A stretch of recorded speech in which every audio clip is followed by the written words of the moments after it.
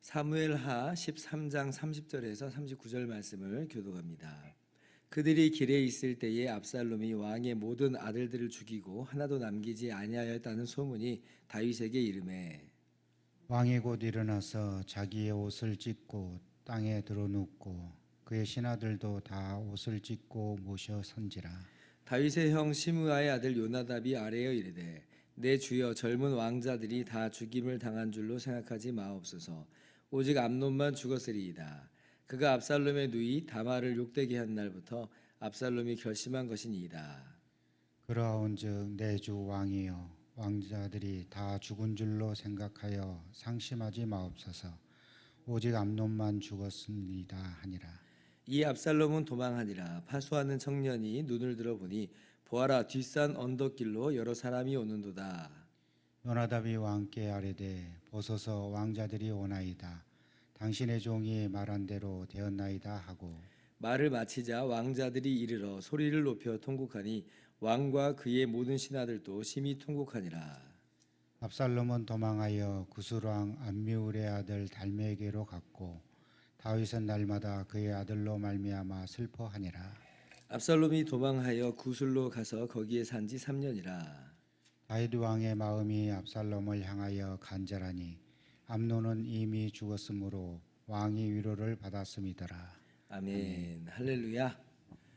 하나님의 크신 은혜와 평강이 오늘도 변함없이 여러분 가운데 가득 넘치기를 주님의 이름으로 축원합니다. 요즘 드라마 중에서 복수극이 인기 있는 한 주제가 된 것 같습니다. 제가 직접 본 것은 아니라서 내용을 아주 구체적으로 잘 모르지만 얼마 전 이슈가 되었던 더 글로리 이런 드라마도 복수극으로 제가 알고 있고요.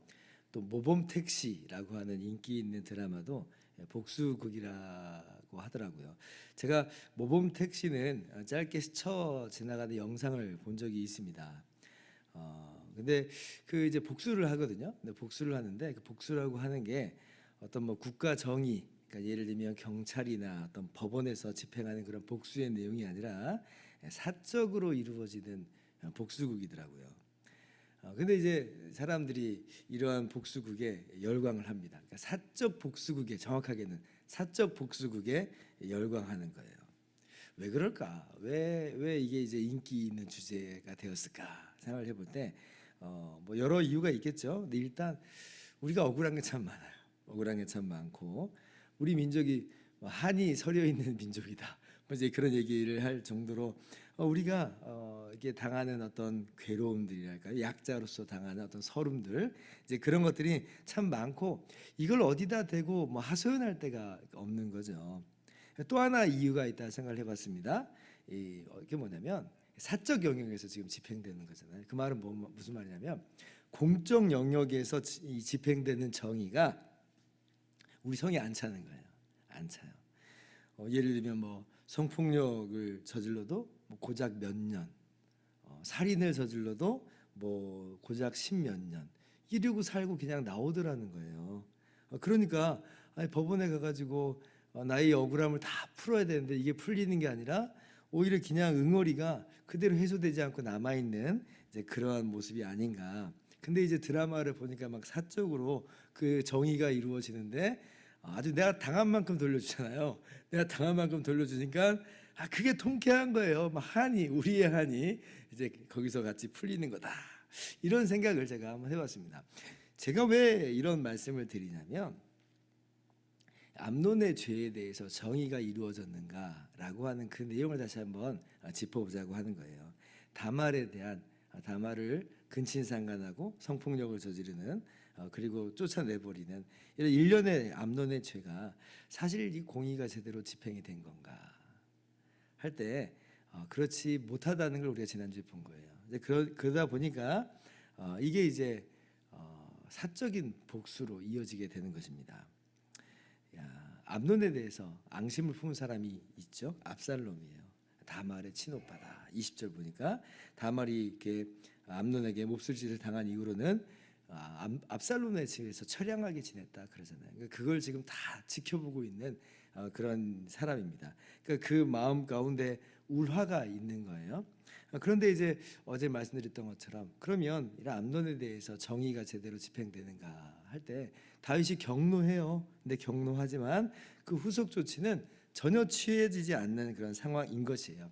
그러니까 이 압살롬이 이제 한을 품고 결국 2년간의 기다림 끝에 기회를 얻어서 이 압살롬을 암살을 하게 되는 것입니다. 그러니까 이러한 이 압살롬의 모습은 어떻게 보면 우리가 이해를 할 수 있을 만한 상황이에요. 이해를 할 수 있을 만한 상황. 제가 가정 예배를 드리면서 우리 가족 식구들하고 가정 예배 드리면서 제가 하는 말입니다. 가장 그래도 정말 죄를 저지른 사람이 분명한데 근데 너무 마음이 심정적으로는 이해가 되는 사람이 하나 있다. 압살롬이다 그랬어요. 압살롬이다. 이 압살롬의 심정이 그냥 이해가 돼요. 이해가 돼요. 이럴 수 있겠구나라고 하는 생각을 한번 해봅니다. 그러나 이것이 과연 올바른 모습인가? 이건 또 별개의 별개의 이야기인 거예요. 이러한 모습이 합당한가? 오히려 이러한 비극은 또 다른 비극으로 계속 이어지는 것을 우리는 볼 수가 있습니다. 그 누구보다도 이 모든 것들을 보고 있는 다윗 왕의 마음 가운데에는 정말 형언할 수 없는 그런 고통이 있을 거예요. 먼저는 딸이 몹쓸짓을 당했잖아요. 폐인이 돼버렸어요. 너무나 가슴이 아파요. 그걸 저지른 사람은 다름 아니라 자기의 맏아들이에요. 그래 아들이라도 살려야 되겠다 뭐 이런 마음을 좀 품었겠죠. 그러니까 어떤 뭐 정의를 집행하지 않는 거예요.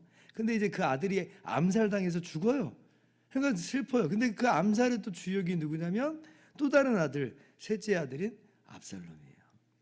그러니까 일종의 이를테면 근친상간을 저지른 이 사형수가 죽고 이제는 살인마 사형수가 아들이 살인마 사형수 또 다른 아들이 살인마 사형수가 되는 순간입니다. 다윗은 이 압살롬에 대해서 어떻게 대해야 될까요? 참 기가 막힌 그런 상황이에요. 너무 끔찍한 그런 상황입니다. 다윗의 마음을 참 뭘로 표현하기가 어려운 그런 모습이에요. 그래서 이제 압살롬이 그렇게 암논을 살해하고 자기의 외가인 굿을 나라로 이제 피신을 가게 되죠. 그리고 이제 3년이 흐릅니다. 다윗 왕이 처음에는 이제 암논이 죽은 것 때문에 마음이 굉장히 정말 슬펐어요. 날마다 슬퍼했더라. 이제 그럴 정도니까 우리가 또 그것도 이해할 수가 있어요. 근데 이제 시간이 일종의 뭐 약이라고 3년의 시간이 흐르니까 어느 정도 그 슬픔이 이제 덮인 거예요. 뭐 사라졌다라고 하기보다는 슬픔이 덮였어요. 그러니까 이제 그 마음이 또 어디를 향해 또 가게 되냐면 또 떠나간 아들이 그리움이 생기는 겁니다. 압살롬에 대해서.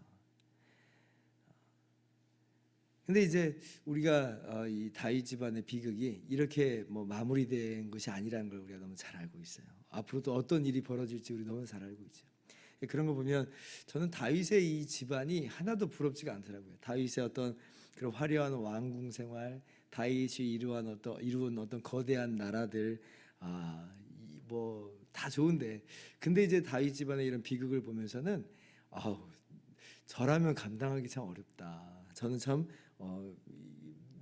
전혀 부럽지가 않은 거예요. 다윗의 이런 가족사를 볼 때에. 아무튼 어저께 오늘 말씀 보면서 정말 많은 생각을 하게 됐습니다. 심정적으로는 우리가 아마 저만 그런 것 아니라고 생각을 해요. 아마 여러분들도 압살롬의 이런 행동들을 보면서 한편으로는 이게 이해가 되고 한편으로는 좀 통쾌하고 아니 암논이 얼마나 나쁜 짓을 저질렀어요. 참 통쾌하고 아마 여러분들도 그럴 수 있을지 모르겠어요. 그러나 아까도 제가 말씀드린 것처럼 그럼에도 불구하고 우리가 심정적으로는 이해가 되지만 그러나 이것이 옳은 모습이냐? 절대로 그렇지 않다는 거예요. 압살롬의 모습은 성경적인 모습이 아니에요. 왜냐하면 복수하는 것은 우리 개인이 할 일이 아닙니다. 보복하는 것은 우리 개인이 할 일이 아니에요. 그것은요 하나님께서 공의로우신 하나님께서 하실 일이에요. 그 하나님께서 이 땅에서 세우신 그 기관 국가를 통해서 이 정의가 이루어지게 하시고 교회 내에서는 또 교회의 권징이라고 하는 걸 통해서 이루어지게 하시는 거지 이것이 어떻게 개인의 어떤 손에 피를 묻히는 것으로 그렇게 이루어지는 것은 아니다. 하나님께서 이 모든 것들을 그리고 최후의 심판 날에는 하나님께서 친히 심판하시는 것으로 이 모든 공의가 완성이 되는 겁니다. 그러니까 우리는 그걸 바라보고 살아가는 사람들이고 그걸 바라보기 때문에 이 땅에서 어떻게 보면 인내하면서 살아가는 그런 모습이 우리 성도의 삶이다라고 하는 거예요. 그러한 모습을 오히려 다윗이 바람직하게 아주 잘 보여줬죠. 사울이 그렇게 다윗을 죽이려고 했지만 다윗이 충분히 보복하고 응징할 수 있는 복수할 수 있는 기회가 2번이나 있었지만 그러나 다윗이 복수하지 않잖아요. 나발 같은 경우는 다윗이 직접 복수하려고 보복하려고 했지만 그러나 어찌 되었건 아비가일의 지혜로운 말을 듣고 다시 접어들어요. 그러니까 다윗이 자기 손으로 보복하고 복수하는 일을 하지 않는다는 거예요. 억울할지언정. 그러니까 성도의 인내가 여기에서 필요합니다. 우리의 인내가 바로 여기에서 필요한 것이죠. 직접 복수하는 일에 있어서는 우리가 하나님께 맡기는 훈련을 계속해서 해야 될 줄을 믿습니다. 그럼 우리의 억울함, 우리의 한 누가 풀어줘요? 어떻게 답답해서 억울해서 못 살겠어요. 그러니까 이제 우리가 항상 주님만을 우리가 바라보는 거예요. 주님께서 우리 한을 풀어주시니까, 주님께서 우리 억울함 풀어주실 것이니까. 성경 말씀 우리에게 분명하게 이야기합니다. 내 사랑하는 자들아, 너희가 친히 원수 갚지 말고 하나님의 진노하심에 맡기라. 기록되었으되 원수 갚는 것이 내게 있으니 내가 갚으리라고 주께서 말씀하시니라. 그래서 우리는 주께 이 모든 것을 맡겨드리면서 우리는 오히려 하나님의 그 이루실 공의로운 심판의 그때를 바라보면서 하나님께서 우리 가운데 허락하실 영원한 하나님 나라를 바라보면서 한 걸음 한 걸음 고요히 나가는 거예요. 그래서 이 아침에 우리가 그렇게 함께 기도하면서 나갔으면 좋겠습니다. 하나님, 오늘도 우리 마음 가운데 고요함을 허락하여 주시옵소서. 우리 마음을 하여금 고요히 한 걸음 한 걸음 가게 해 주십시오. 내가 예수 그리스도와 함께 옛사람은 죽었고 주님과 함께 내가 새로운 피조물로 새로운 생명으로 살아난 줄을 믿습니다.